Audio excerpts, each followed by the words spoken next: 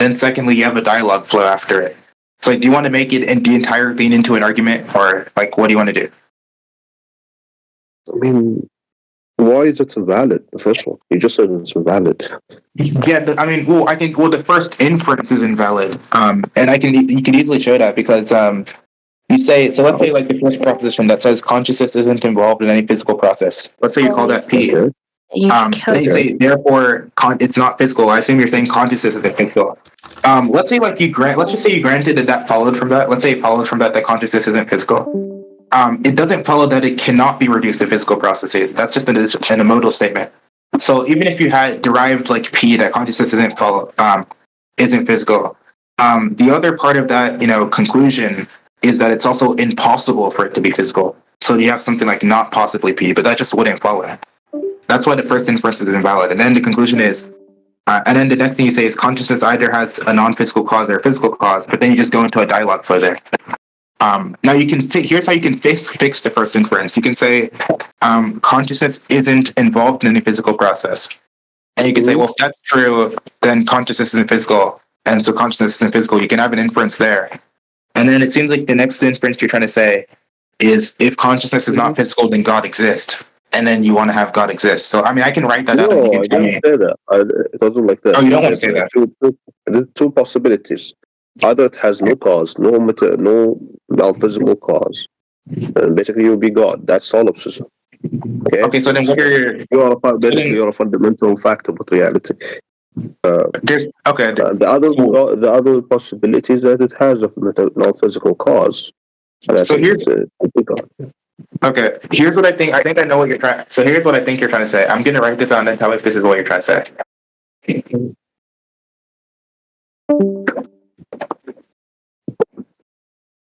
Because maybe we can just bypass everything you read earlier.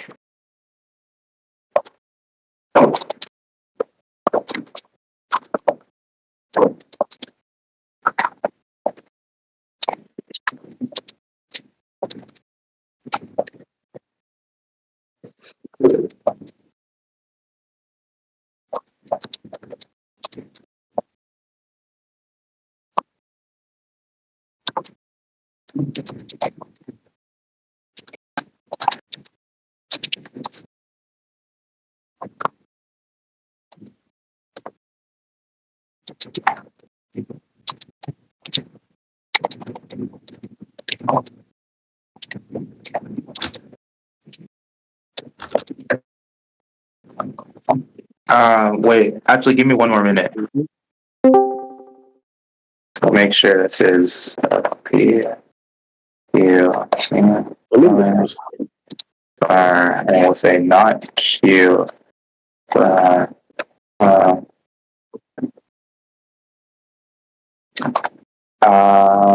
do that. Okay. Yeah, is that okay? There. So this is is that what you're trying to say, or? Okay. Then let me see.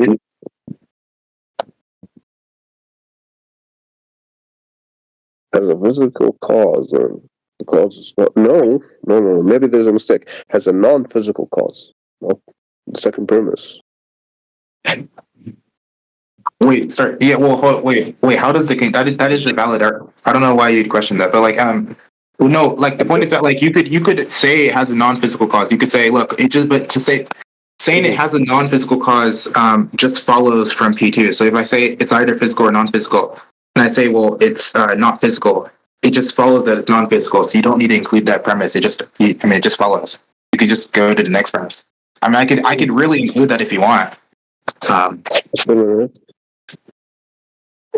the point is that if you include that, you already have an implication that if it's we still. I don't know how you listen. First of all, I clarify that it has no physical cause.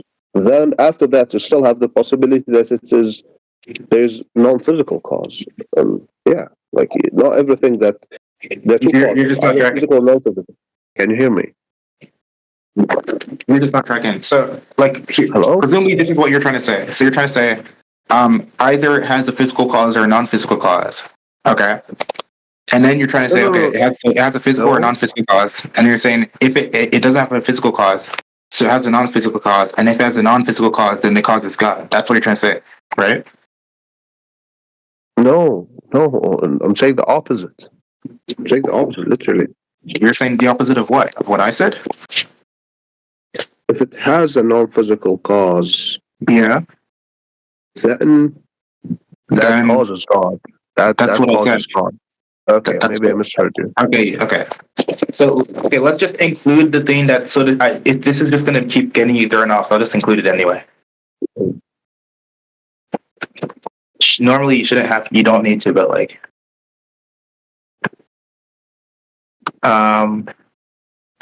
so I mean, it wasn't meant to be formal syllogism, honestly. Like I mean, I know there are premises there between the lines, but I thought, yeah, everyone would agree on them. Yeah.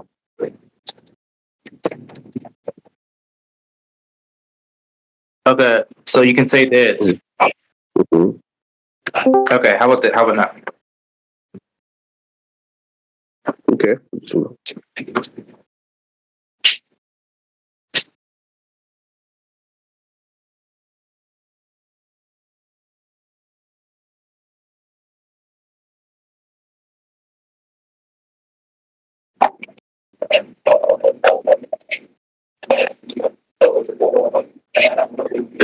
kind of, but again, it doesn't necessitate that if consciousness didn't have a physical cause, that consciousness has a cause. It's not a logical necessity. Maybe solipsism Yeah, I is the way. understand. There's nothing here that says anything is a logical necessity. Mm-hmm. Jibreel, you make shit arguments, never try again. Get the hell over. Yes, I mean, like, look, my view. So, look, I mean, I can. There's a few things here. Like P. So I actually deny P1. Well, I deny P1, P2, and P3. I deny pretty much every premise. So, like, I mean, Marco, if you want, you can argue with him about that. I just deny every premise. I think like you can raise an objection to pretty much every premise here, but. Yeah, I agree. I mean, I don't see like what's supposed to be like motivation for any of these premises. So, go ahead. Yeah, like you. What is the objection for the first premise? I mean, for think about it. So you could So think about it. It's not physical. So P1 is supposed to be some sort of like exclusive disjunction. Somebody could just deny, like, let's say you're a panpsychist. You could just deny consciousness has a cause at all. So it wouldn't be true that it either has a physical cause or a non-physical cause. It could just not have any cause. It could be like a fundamental. That's one option, right? So so if that's true, then P1 is false. If you're saying it's an exclusive disjunct, you could be denying it's an exclusive disjunct. But you need to clarify that. Then P2 is like, okay, it's not the case that has the physical cause. That's not obvious. Like, what's the argument for that? And you're like saying even if it has a non-physical cause, then like still, like, why would you think it's God? Like, that's not obvious at all either. Like, so it seems like every premise seems like wild to me, but whatever. Yeah, every premise seems to be highly controversial. So this argument relies on like highly controversial premises. Okay. I mean, isn't panpsychism do you have to be, idealist, idealist to believe in panpsychism? I mean, it depends how you define idealism, right? Like there's some people who would define it where, like, just depends how you define idealism. Usually, like, there are views of panpsychism that idealists want to resist. So, if you have like one view of panpsychism might be like, it is essentially just like a physicalist view, but it just says that a property of matter or a property of the physical things are that they have certain mental properties. And there might be tension between that and certain idealist views. You just want to deny that there are the physical things altogether. Like, I don't know. Like, it just depends how you're using the term. That's why I avoided saying that. Yeah, I only limited the possibilities to either solipsism, pure solipsism. You're the only conscious being, and consciousness has no cause. Or that there is a cause, okay, and that cause would be God, because you're presenting like false dichotomies. Why are you presenting this? Panpsychism, as he said, panpsychism can be thought of as a physical, type of theory about consciousness.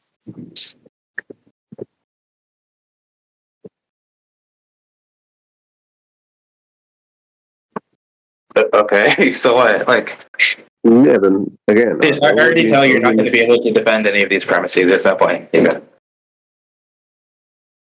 I already negated that, or I mean, at least from my perspective. What are you, like some type of lolcow? Hmm? No, he's a local. That's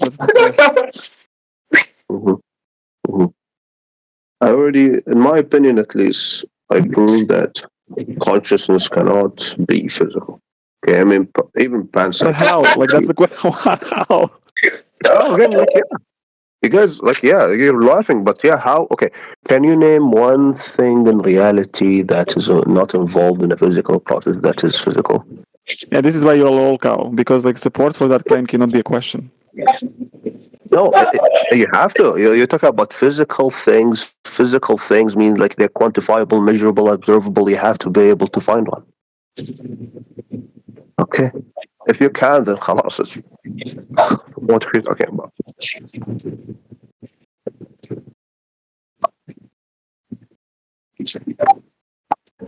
I mean, you can say it's energy, maybe. Like, it's energy. Look, we know what you're saying. Like, look, the point is that, like, somebody who's a physicalist, you know, they'll just believe that the consciousness is a physical process.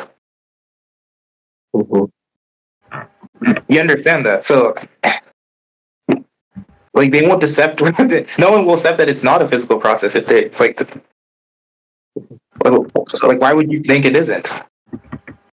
But that's not like, you will have to redefine what physical is. What is physical in your view?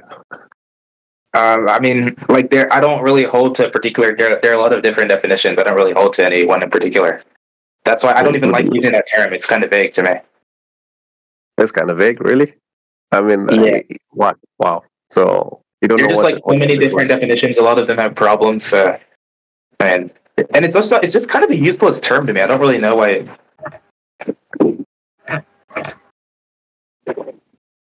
Yeah. Honestly, I think physical is so straightforward. But okay, I have a question. Like, why do you think that consciousness does not interact with like any physical thing?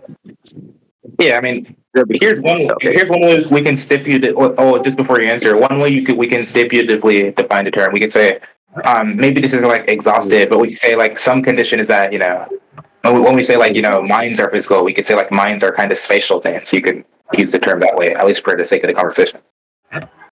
Spatial what? They're spatial objects. Or spatial processes. Objects. Or processes. So they're processes that occur in space. Okay. How does that mean that it's physical? I mean, that's just how the term is being stipulated. There are four people in the room. There are four people in the room, and they'll be in the room, and there are four. Okay, that doesn't mean that four is a physical thing. Wait, what? No, the number. Yeah. Wait, that's strange. I don't know what you mean. I don't know what you're saying there. I actually don't even know what you think you're saying there. I know. Okay, I mean, four is an abstract. Okay, so I can use it. Yeah, I don't think numbers are. Like, I don't really think numbers are. Wait, do you think like numbers are like orbs? There, I don't think numbers are objects like that. So I don't really care. Either I don't think they're objects. If they're abstract.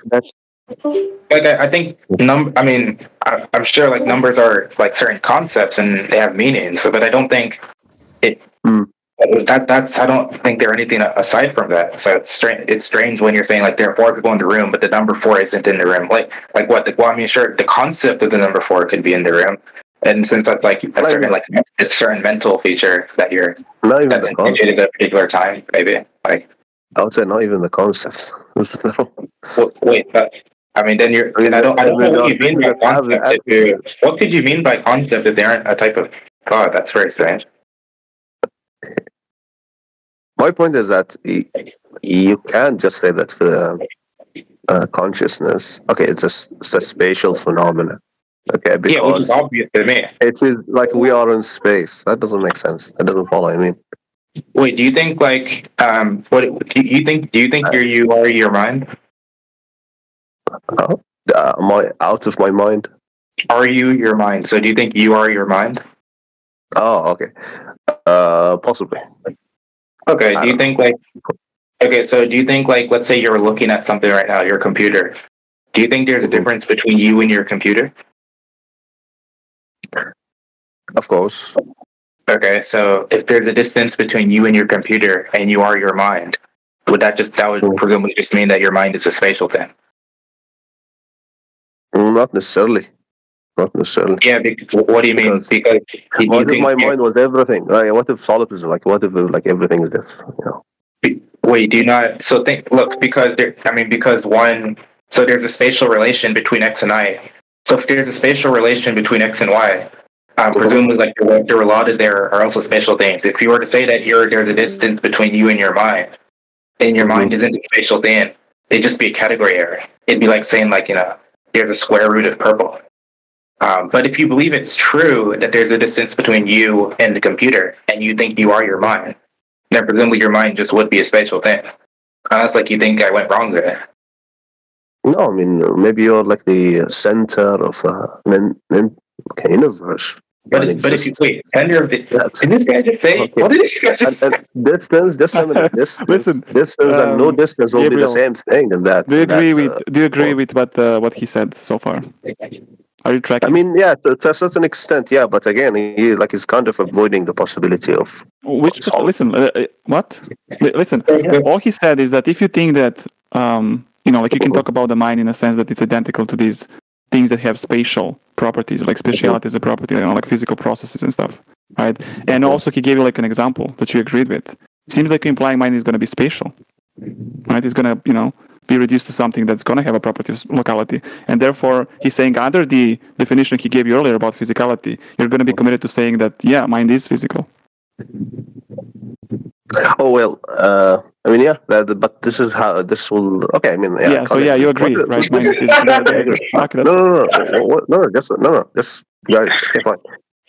But that assumes that physical, like one part of the definition of being physical is just being in space. You have to be in space to be physical, or it could be all that is. If you're in space, then you're physical, and I can't. You don't even have to say it. You I kind of hesitate to believe that. Yeah, I kind of hesitate. Yeah, okay, think about it. You could just say, even if you're saying that's not like an exhaustive count, you could say that's fine under the term physical. Even though we don't have, there are certain conditions we can run out. You could say anything that is spatial is physical. You can make that sort of determination. Now, the point is that, look, if you agree with what I said, then it seems like you also believe that your mind is spatial, which means it would also be physical, at least on that account. So, I mean, that's... No, I mean, I can't say, yeah, fine, my consciousness is spatial. Yeah. But that doesn't mean it's physical. Because, physical. Yeah. No, just a minute. No. I mean, that's the thing. You are asserting that physical, like spatial, means physical. Prove it. That's just the wait. Hold on. That's just how we're using the term. The definition. I don't give you that definition. I mean, because prove the definition. You'll have to be just a minute. You'll have to be able. I mean, it makes no sense actually. You will have to believe that there is an absolute way of quantifying space. What? Yeah, bro, what is this guy talking about? Yeah. Which is not right. Hilarious. I don't fucking know. No, I don't know. You guys are laughing, but you're not like. Why are you laughing? Yeah, if you believe that space space, just a minute. If you believe that space is physical, okay, you'll be able to quantify space in an absolute way. That won't be the case if you're in a solipsistic world. What is he, bro? Bro, what is this guy? I mean, if you're not understanding, that's your fault. By the way, you don't even have to believe in like absolutes. You could be like, you could accept like, you could believe in like a relative space time as but like it doesn't. I don't think that impacts functionally what I'm saying. Relative space time. No, we're not talking about like physical theory now. It's relative space-time. Even relative space-time at the end of the day will have to depend on you being able to measure space objectively. Wait, but I mean, you can't. I mean, I don't. Wait, why would that be problematic to measure space objectively? I mean, yeah. I mean, if you can't decide a quantity, you can't really agree on a quantity how to measure What do you mean? space. And It seems like you can. Like, wait, are you just saying like when you say you can't agree on a quantity? It depends what you're saying. If you're saying something like people can use like feet, some people can use like feet and inches. Other people can use like centimeters and meters. Is that the sort of thing you're saying? I'm not talking about units. I'm talking about the agreement about the units themselves. Okay. So if I see, okay, I can look at the meter, and someone would also look at the meter. Although they don't know what meter is, they don't have this concept in their head, and they can agree spatially that the length is a thing. Okay. So then, I don't understand what sense you're talking about. You can't measure it. I don't know what you're saying there. Like, in what sense can you not measure it? Like, it's like this is like something that's done every day. I don't. Maybe I'm not following you. Maybe I'm not understanding your charge here, but like, you have to enlighten me. Yeah, I'm trying. I'm just telling you, in a solipsistic world, you'll be just you like. Why are you talking about solipsism? All measurements, because again, I told you, you are kind of asserting that any spatial phenomena is physical because, I mean, you can't say it's quantifiable. You can't say the space is a quantifiable thing. Therefore, it's a physical thing, right? Well, I don't look. The point is that I said one way you can understand the term, as I was saying earlier. Like, I'm just saying one way we can just understand the term is in that kind of like spatial way. Yeah, but again, I'm trying to actually steel man your argument. Okay, if you then you're saying that doesn't follow. Actually, if you say that it's spatial, therefore it is physical. No, there is an extra premise you have to. Wait, no, but that's just how the term's being used. That's how it works. Okay. That's not how it works.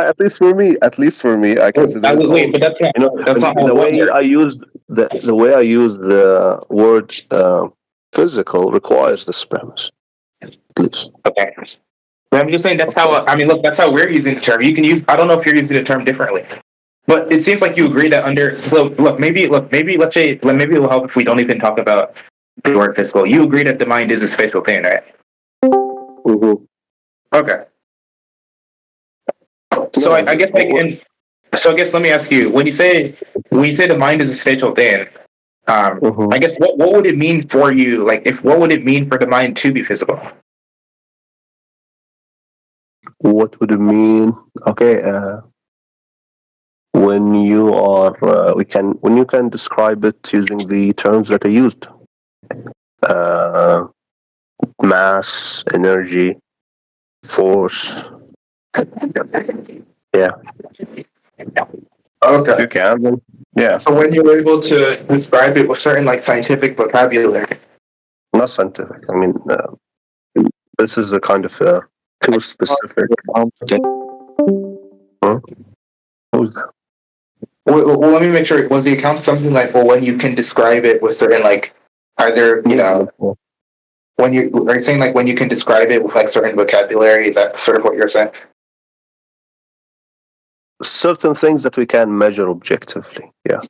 Measure and quantify objectively. Yes. And then it's like what? Then it's like the further question. Like, so then why would you think the mind isn't one of those things?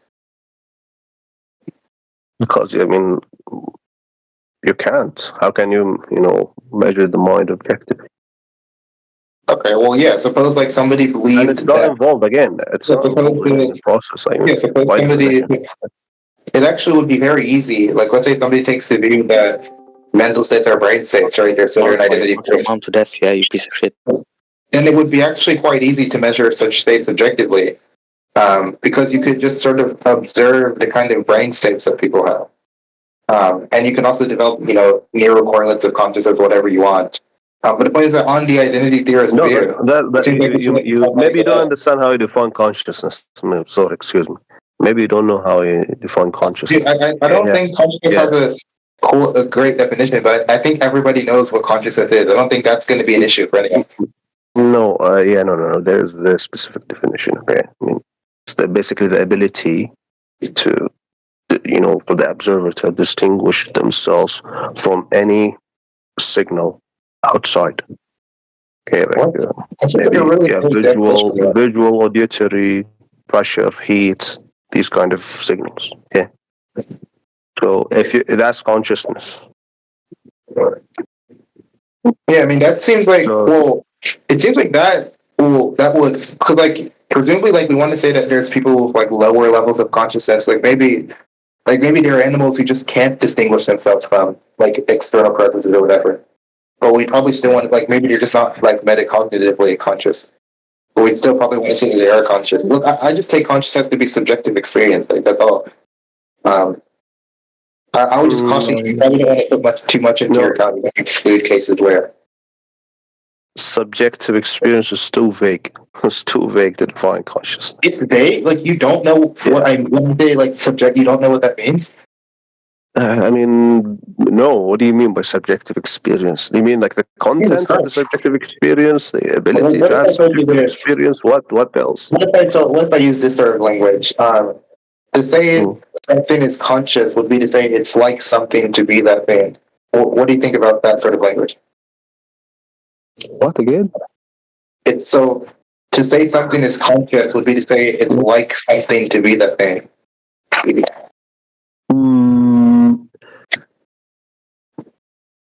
No, still vague. Well, you still vague and can apply. Wait a second. Do you think when I say like you are having an experience right now, is that vague to you? No, but to define consciousness, like to use it as a tool, maybe the only tool to define consciousness is no. Well, I don't think I don't think the word subjective is even adding anything there. If I just said consciousness is experience, that would just be the same thing. But it seems like you're saying that's not vague to you, so maybe I'm not following. Telling you it's. But can you repeat that because your voice was? Yeah. So let's say I just said consciousness just is experience. That wouldn't be vague to you, right? Yes, that would be vague.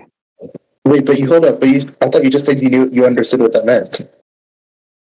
No, but again, that's to define. I know what experience is, but I cannot use it alone to define what consciousness is. It's a vague term. It's a vague term. I can't tell you. I can't tell you. Yeah, this experience is that. Okay, but when you try to use it to define consciousness, I believe it will miss some of the elements, and it's too vague to be used alone. Well, maybe I don't get it. When you say it's vague, are you saying like you don't have a definition of experience? Like, what do you mean by vague there? What I mean by it doesn't capture all what consciousness is. Oh, that's will equate it. If I use it, just a minute. If I use experience alone, there are many. I mean, consciousness will be equated to many things that I. So you're basically saying it's narrow. Which part of experience is conscious? Wait, so okay, let's just be clear. So, what part of consciousness does experience not capture? Like you're saying, what part of consciousness does the term experience not capture? Because linguistically, I don't know. Like experience is. Maybe even the content of maybe like seeing a let's say a water bottle. Is that an experience or not? Yeah, it is an experience. Okay, like then it's a quality, consciousness. Right? Like the water bottle itself. Like the object of the experience isn't the experience. Like for example, like this is something John Searle will say. Like so. You might say like some subject S has awareness A of object O in the vertical perception case. The O isn't the experience, but you're having an experience of O, but the object itself isn't the experience. Yeah, but okay. And what is that experience again? Like, I can understand it at some level, but there's another level that I think having an experience doesn't explain. Like I have an experience of a water bottle. Then what?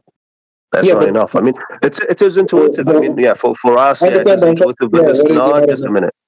It is not good enough to contrast consciousness with physical processes. Wait a second. I'm just trying to figure out, like, when you say it's not enough, I'm just trying to figure out, like, what isn't enough about it?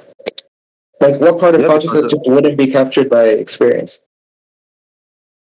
Like, those two terms are effectively synonymous for me.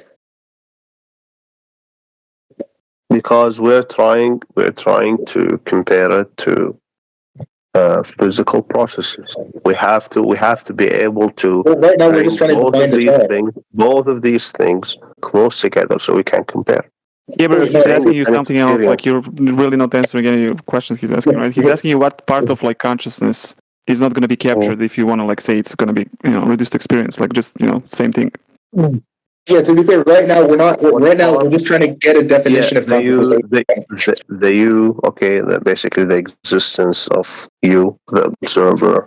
Okay, and what constitutes an experience. What are these experiences? Basically, so you're not answering the question again, right? I am. But it seems like when you say what constitutes it seems like now you're saying that you don't even know what an experience is. I thought earlier you were saying that was like very clear. No, I know I know to a certain degree, but it's like, okay, I can tell you, okay, do you know what water is? And yeah, you drink water, right? Yeah. You say, yes, I know what water is. But if I told you, like, chemically speaking, do you know what water is? You'll say, oh, it's actually made of these three molecules. You get what I mean. So yeah, I mean, I know what experience is, but it's not enough, and it's too vague to be used to define consciousness. Wait, I agree. Okay, so there's like a chemical formula for water. I don't think that's what water means, but there's a chemical. There's like a certain like chemical. There's synthetic properties of water, but like I don't think that's what water means. And you could ask me what water means, I could probably give you like a description or so on. But like when you say, wait 1 second. The point I'm trying to wait 1 second. The point I was trying to make there is that I thought earlier what you were telling me was that you actually understood what experience is. You're like, oh, I do understand these terms. But it seems like now you're saying you don't anymore. Maybe I understand. Okay, but I mean that's the difference between what it means and what it is. Okay, maybe it's me. Maybe I'm confusing between the two. But when you say, do you understand what experience means? Yeah.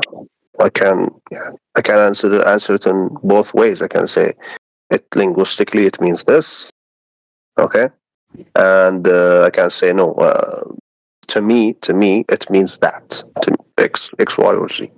So linguistically, I understand what experience is.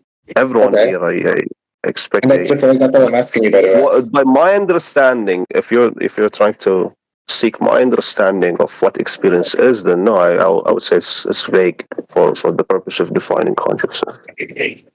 Okay, and then the next question, and then just go back to the last question. What part of consciousness isn't just captured by experience? That's like then. You mean the word experience? Yeah, just what part of consciousness isn't captured by my understanding of experience? What? Yeah, you're on your understanding of experience. What's expected is the same as my understanding.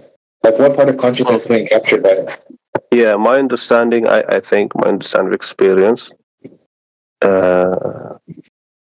doesn't make it possible to define consciousness because, again, I have to first contrast. I have to be able to contrast between physical processes, okay, and and consciousness. So when I say experience, I only talk about the process without the things that are involved in the process.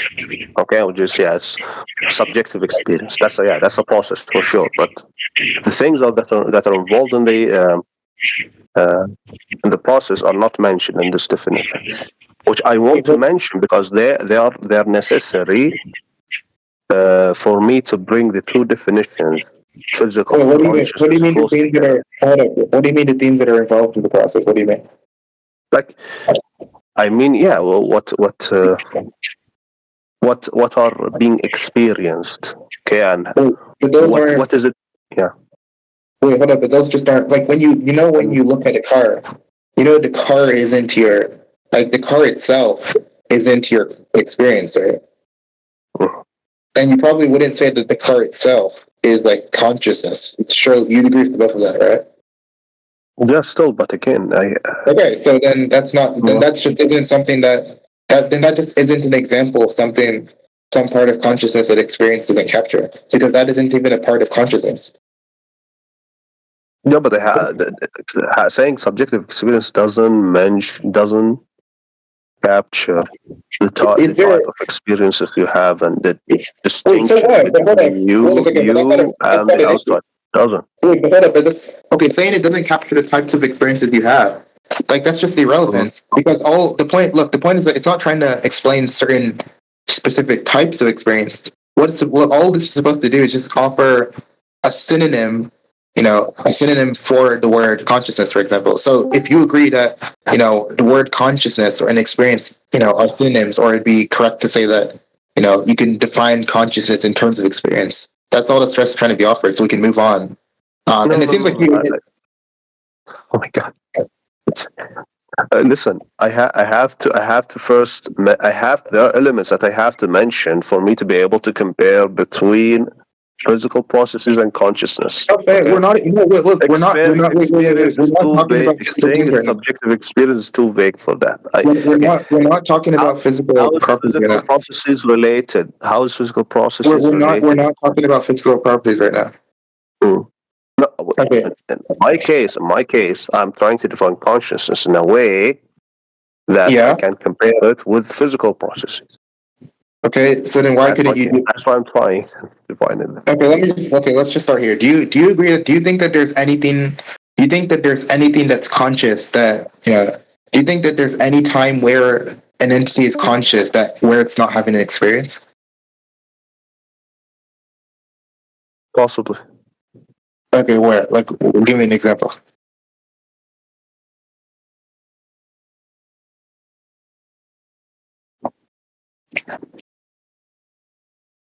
I mean, it won't be a physical experience. Right? Could be. So, what's an example where somebody is conscious but they're not having an experience? Maybe they're having all the experiences all together. What's an example where they're not having at least one experience? Yeah, that's a different question now. Okay, I mean, yeah, I think I agree. Okay, cool. Yeah, and what? Okay, now you agree. So, and now here's the second thing. Do you think that there's a case where somebody's having at least one experience but they aren't conscious? Of course. Okay, what's an example of that?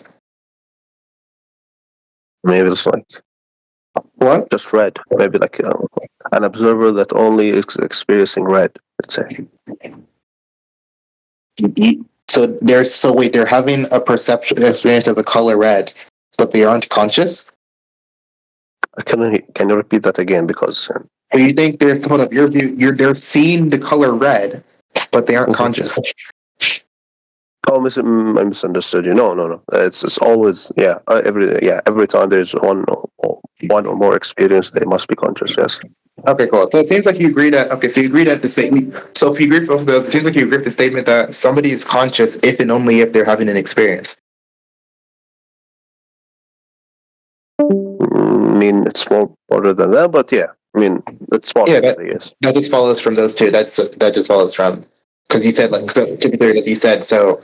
I mean, you can just get that from biconditional introduction. You say like if somebody is conscious, they're having an experience. If somebody's having an experience, they're conscious, whatever. But I mean, okay, like so. I guess like you agree with that. So I guess like at this point, like it just seems like you're agreeing. Well, I mean, I don't know if you're signing off on this yet, but it seems like you agree that like consciousness and experience just mean that's effectively the same thing. I'm not saying it's a wrong definition. Did I say it's a wrong definition? Like it's not a matter of agreeing or disagreeing.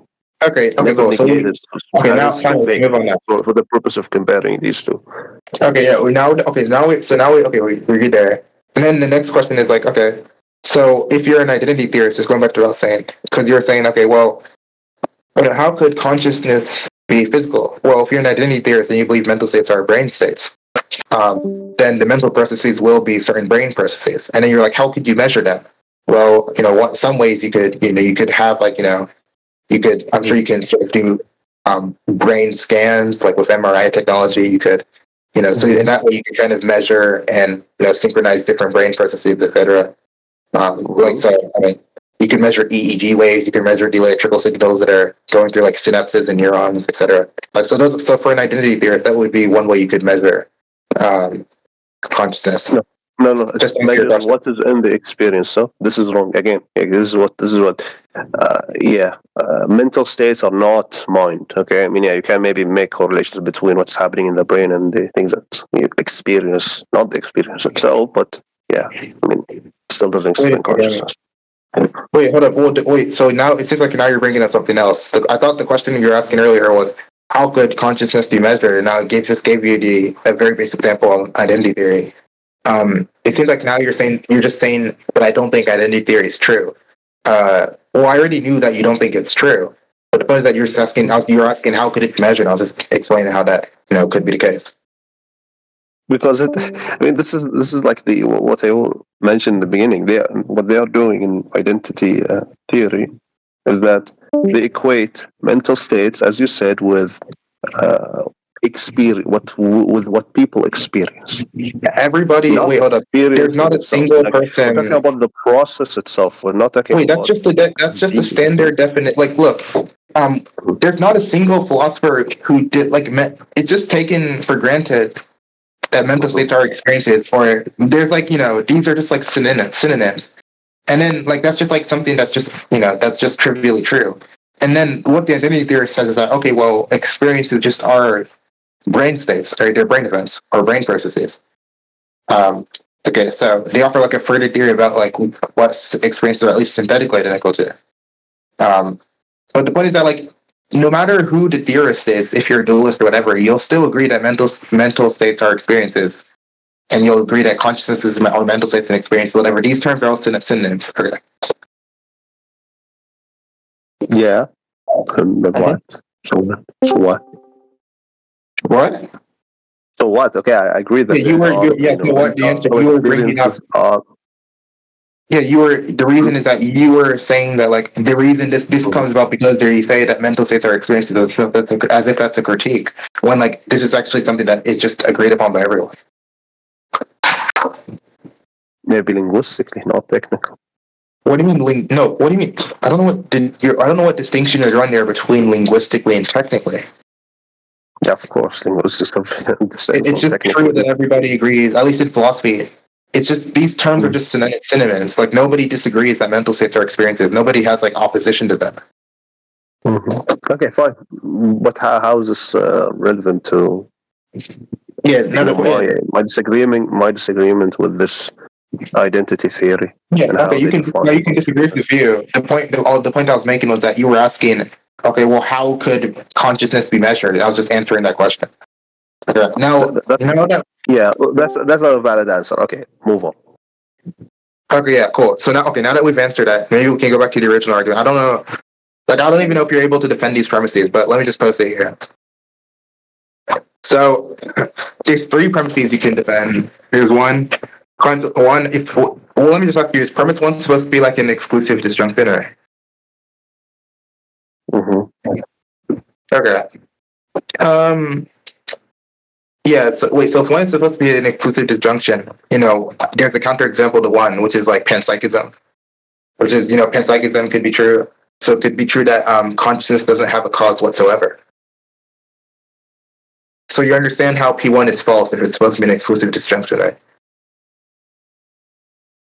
Okay, I get it, but isn't panpsychism is also can be a physical theory?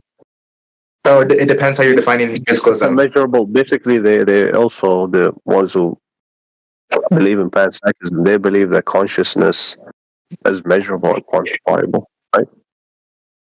I mean, it depends on the person. You could believe that, you could not. So. What do you mean by it depends? What are the types of panpsychism? So there's I believe there's some one's called there's proto panpsychism. I think those are more of the people who believe that consciousness it's a property of particles of matter, those things have conscious properties. And then there's another view called I believe it's usually called cosmopsychism.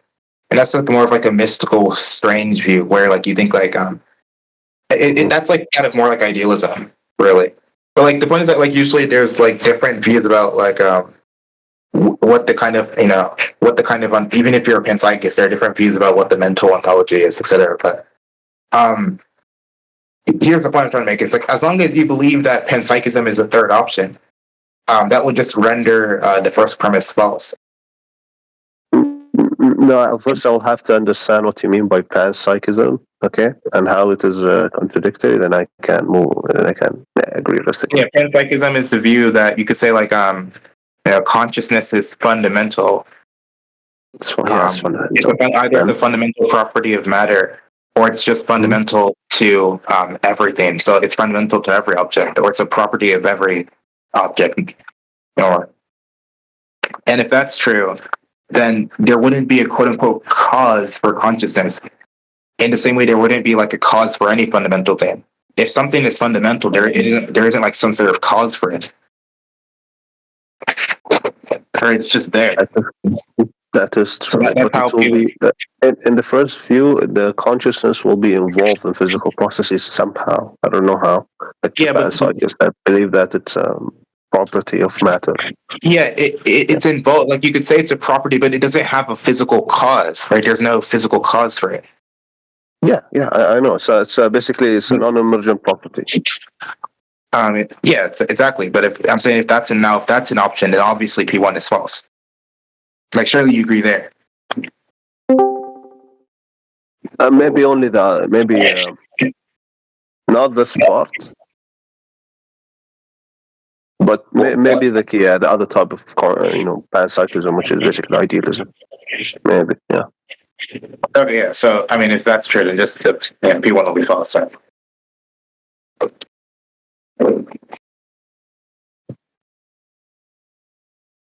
Yeah.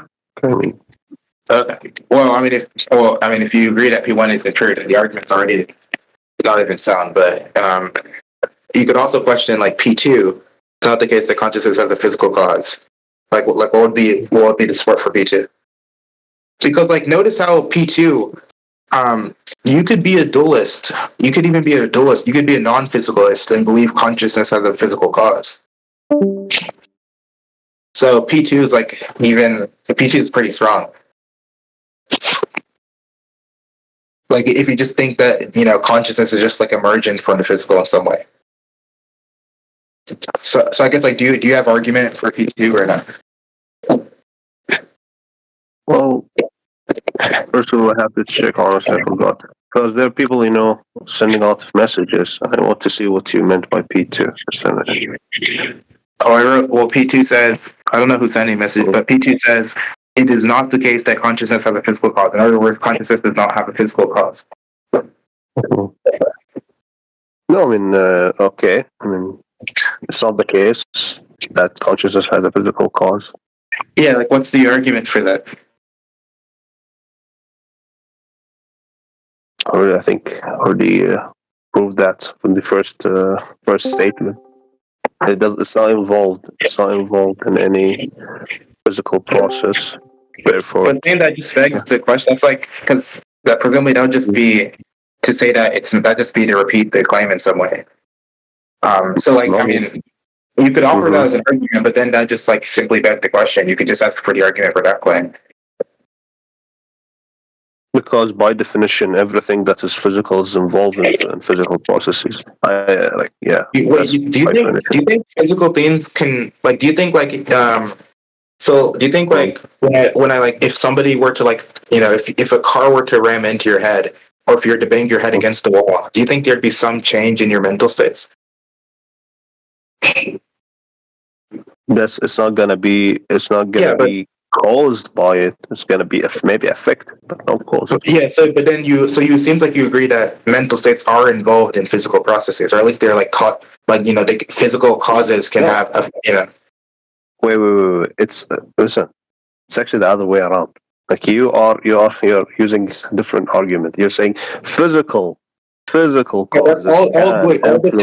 can influence the experience of what you're experiencing. You're right.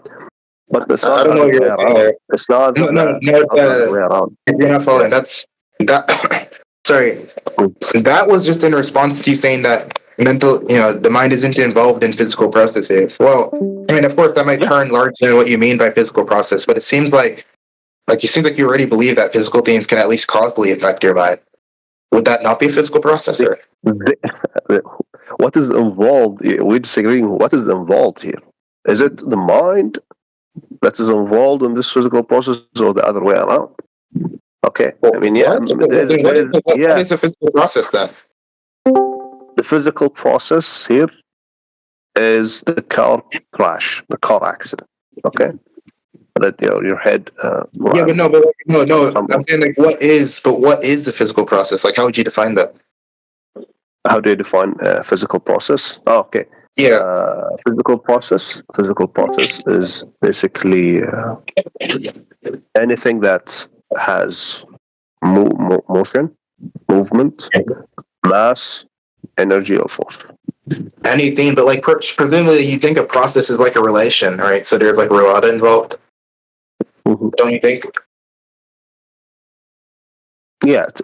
Okay, and then in the physical process, do the relata both have to be like physical things? Could you say it again? Yeah, so let's say I have a process occurring between like, let's say A and B. In order for that process to be a physical one on your view, would both A and B have to be like physical things? Yeah.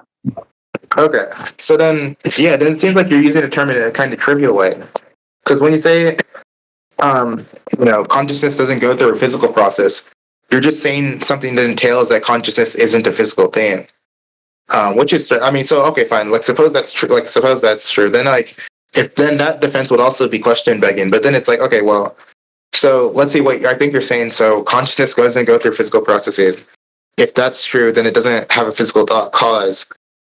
Therefore, it doesn't have a physical cause.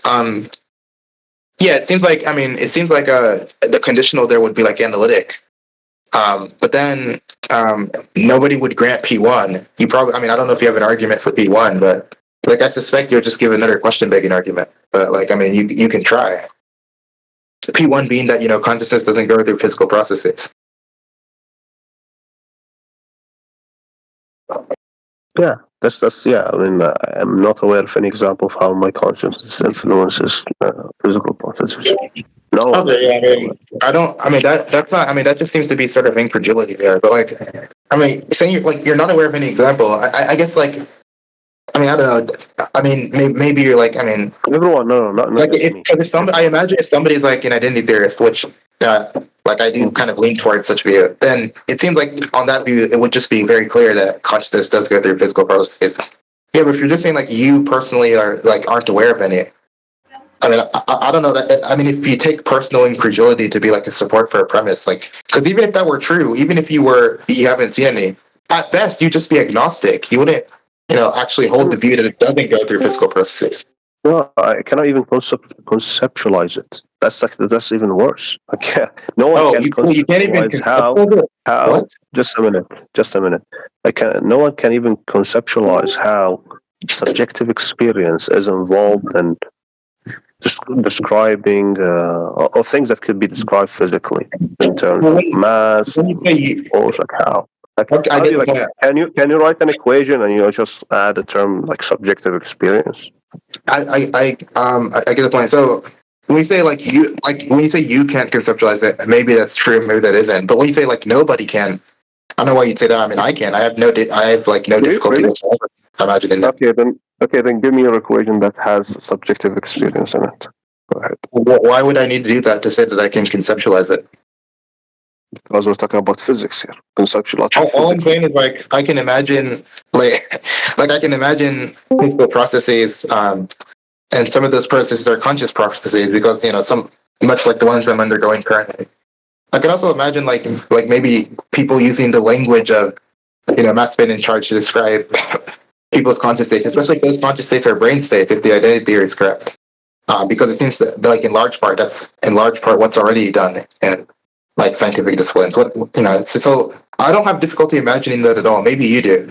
But here's the point. Like, I mean, if you're saying that you can't conceive of it, I mean, I don't really share that like inability to conceive of it. So if that's how all you have to offer for a defensive P2, I don't know. Like I like okay. I don't share your intuition. What is it?